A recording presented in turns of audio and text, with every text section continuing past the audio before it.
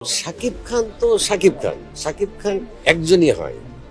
লিজেন্ডের সাথে আমি যে আছি সেটাই আমার কাছে অনেক বড় পাওয়া। তুফানে অনেক অ্যাক্টর ছিল, সেখানে আপনিও ছিলেন, আবার তাণ্ডবে ঘুরে ফিরে আপনিও আছেন। তো রায়হান রাফির সাথে দ্বিতীয় কাজটা আসলে কতটা এনজয় করেছেন, প্লাস শাকিব খানের সাথে? প্রথম কথা, রায়হান রাফি আমার খুব প্রিয় একজন মানুষ। মানে আমি বলবো যে as a director he is a magician. হ্যাঁ, তার অনেকগুলো কাজ আমি দেখেছি।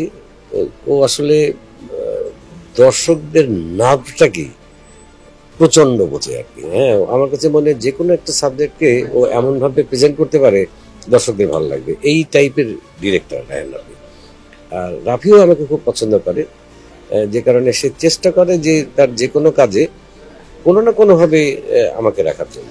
সেজন্য রাফির কাছে আমি কৃতজ্ঞ।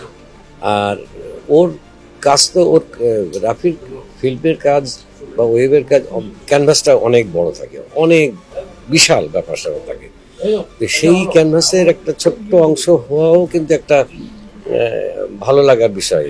এবং আমি সত্যি কথা বলতে শিখছি, শেখার তো আসলে শেষ নেই। যত দিন যাবে প্রতিদিনই মানুষ নতুন নতুন কিছু শিখছে। তো সেই শেখার জায়গাটা আমার তৈরি হয়েছে, সেই জন্য আমি রাফির কাছে কৃতজ্ঞ। আর বাংলাদেশে তুফান তো ফিল্ম ইন্ডাস্ট্রিকে চেঞ্জ করে দিয়েছিল এক সময়।